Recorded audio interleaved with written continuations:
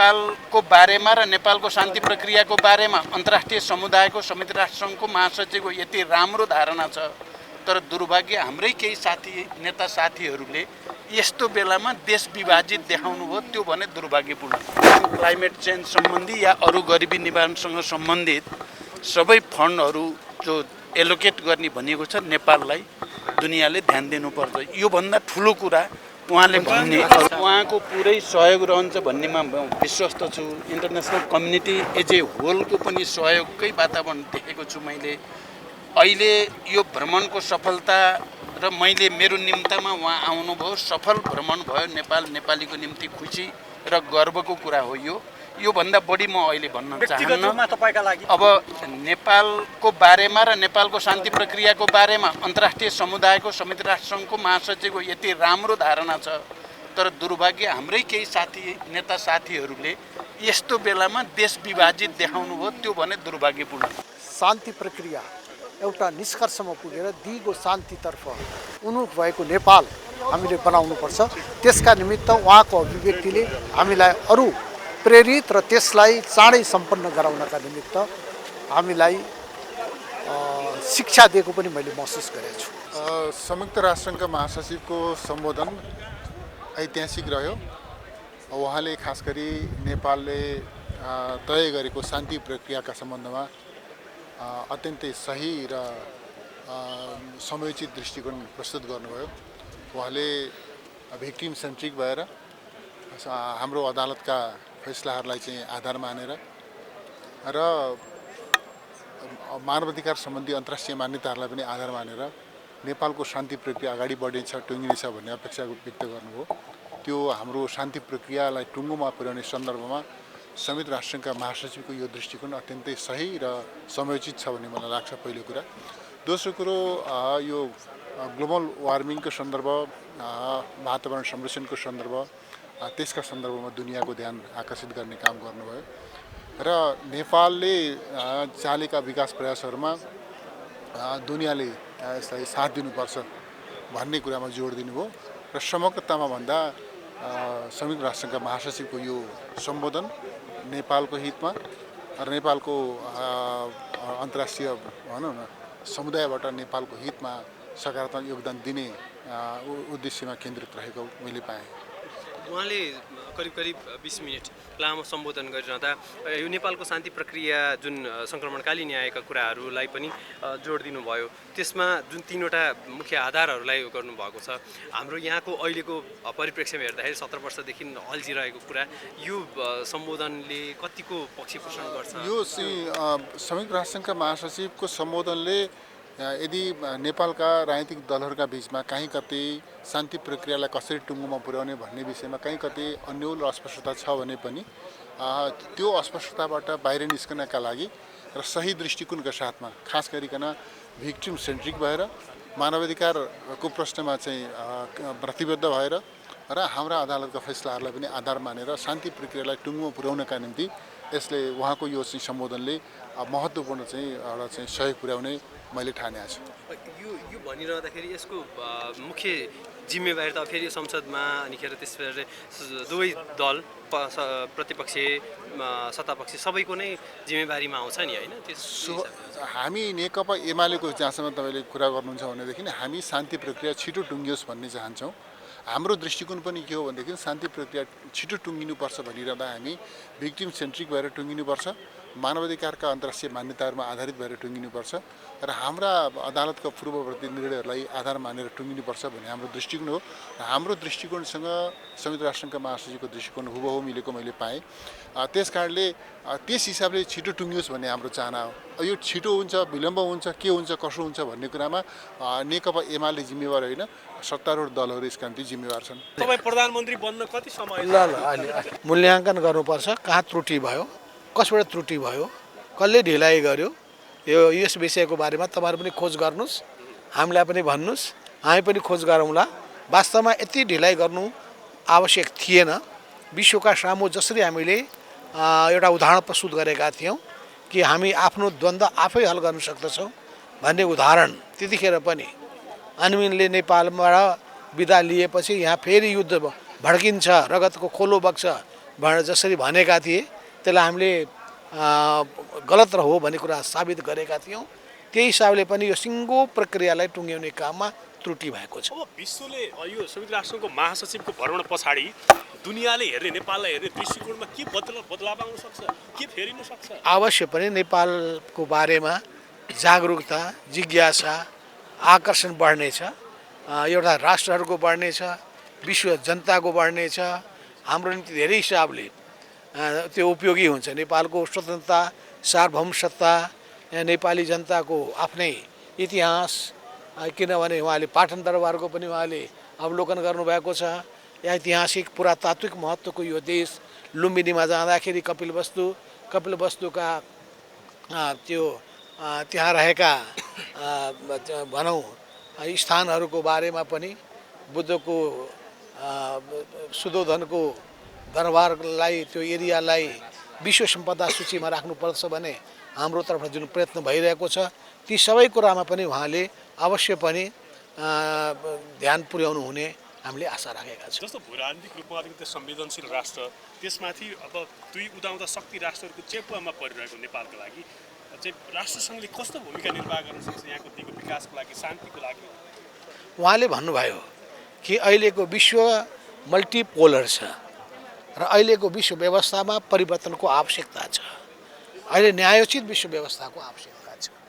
त्यो न्यायोचित विश्व व्यवस्था स्थापना गर्ने र उहाँले के भन्छन् सेक्युरिटी काउन्सिलको संरचनामा पनि परिवर्तन गर्नुपर्ने पक्षदेखि लिएर सबै राष्ट्रहरूको भूमिकाको समेत महत्त्वलाई स्वीकार गर्नुपर्ने नेपाल र नेपाली जनताको चाहनाकै कुरा पनि उहाँले गर्नुभयो कि अल्पविकसित राष्ट्र र नेपाल विकासशील राष्ट्रमा अगाडि बढ्नुपर्ने नेपाली जनताको जुन चाहना छ त्यसमा सबैले साथ र सहयोग दिनुपर्ने र संयुक्त राष्ट्रको पनि सहयोग रहनेछ भन्ने कुराबाट उहाँले संयुक्त राष्ट्र संस्थाको बारेमा पनि, विश्व समुदायको बारेमा पनि, विश्वका अरू राष्ट्रहरूको बारेमा पनि आफूले नेपालप्रति सकारात्मक एक प्रकारले भनौँ सङ्केत गर्नुभएको पाइएको छ। छुट्दै यो अन्त्यमा जस्तो यो टिआरसी विधिका सवाल, टिआरसी बिलका सवालमा 3-4वटा बुदामा हलो अड्किएको देखिन्छ।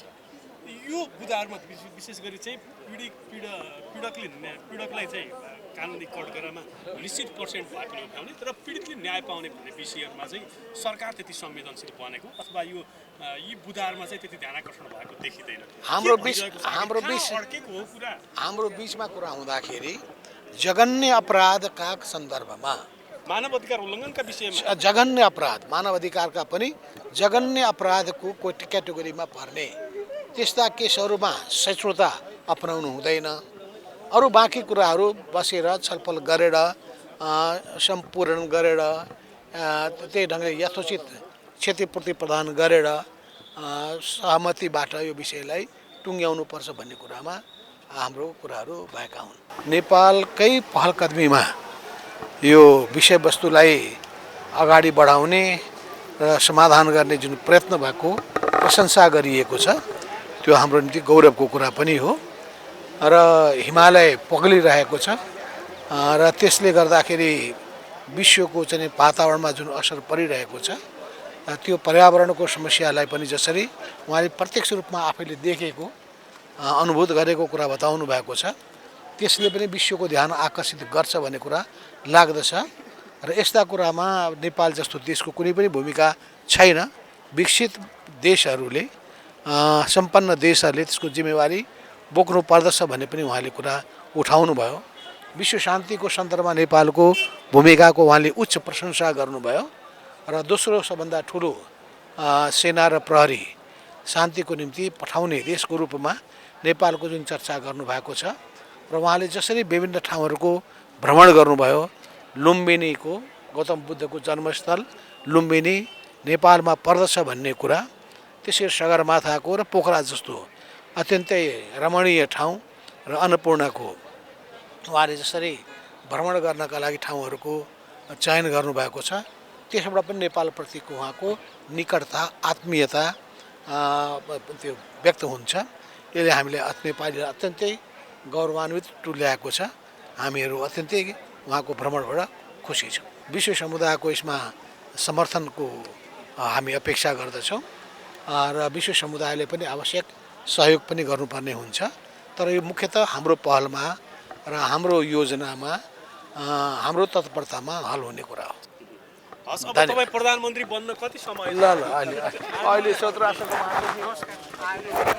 र शान्ति प्रक्रियालाई उपयुक्त ढङ्गले पीडित केन्द्रित भएर ट्रान्जिसनल जस्टिस उनीहरूलाई पीडितलाई उपलब्ध गराएर नेपालको सुप्रिम कोर्ट र विश्व मानवाधिकार परिषदका सुझावहरू समेतलाई ध्यानमा राखेर यसलाई समाधान गर्नुपर्छ। सकेसम्म संयुक्त राष्ट्र सङ्घका महासचिव एन्टोनियो गुटेरेसले केही महत्त्वपूर्ण विषय प्रकाश पार्नुभएको छ। नेपालको संसदको दुवै सदनको संयुक्त बैठकलाई सम्बोधन गर्दै उहाँले वातावरणको बारेमा,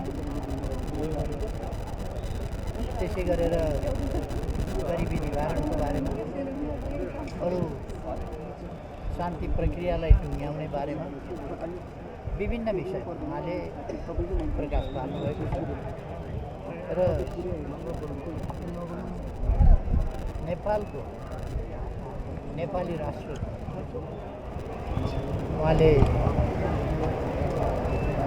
राम्रो मूल्याङ्कन गर्नुभएको छ र गरिब देशहरूलाई, सम्पन्न देशहरूले, धनी देशहरूले सहयोग समर्थन गर्नुपर्छ र संयुक्त राष्ट्रसङ्घमा जनाएका प्रतिबद्धताको कुरा गर्नुपर्छ। वातावरणीय विनाशप्रति सबै सजग हुनुपर्छ भन्नुभयो र नेपालको सजगता र योगदानप्रति उहाँले विशेष प्रशंसा गर्नुभएको छ र शान्ति प्रक्रियालाई उपयुक्त ढङ्गले पीडित केन्द्रित भएर ट्रान्जिसनल जस्टिस उनीहरूलाई पीडितलाई उपलब्ध गराएर नेपालको सुप्रिम कोर्ट र विश्व मानवाधिकार परिषदका सुझावहरू समेतलाई ध्यानमा राखेर यसलाई समाधान गर्नुपर्छ। सकेसम्म छिटो समाधान होस् भन्ने कामना गर्नुभएको छ र म मेरो पार्टीको तर्फबाट उहाँलाई धेरै धन्यवाद भन्न चाहन्छु। हामीले सँगै संसदले धन्यवाद भनेका छौँ उहाँको सम्बोधन संक्षिप्तमा भन्दा धेरै राम्रो छ। उहाँले प्रतिबद्धता के व्यक्त गर्नुभयो भने नेपाललाई जोगाउनुको निम्ति मैले सकेसम्म सबै किसिमको चाहिँ प्रयत्न म गर्छु र नेपालको सधैँभरि उन्नति प्रगतिको निम्ति हामीले चाहिँ चाहना गर्छौँ र संयुक्त राष्ट्रसङ्घ र नेपाल दुईटा साथीहरू हुन्।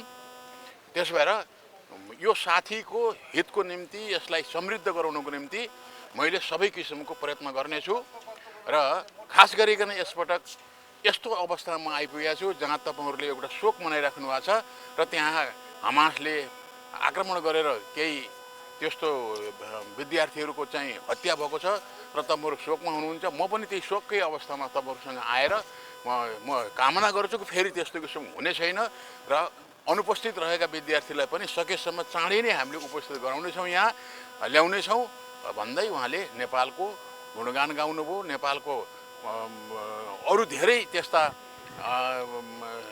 क्षेत्रहरू छन्, त्यो क्षेत्रहरूलाई जोगाउनुको निम्ति, हिमाललाई जोगाउनुको निम्ति, नेपाललाई जोगाउनुको निम्ति, सारा संसारभरिलाई जोगाउनुको निम्ति यहाँबाट चाहिँ जो सन्देश जानेछ त्यो सन्देश बमोजिम अब हामी चाहिँ सँगै अगाडि बढ्नेछौँ र म सधैँभरि तपाईँको साथमा छु।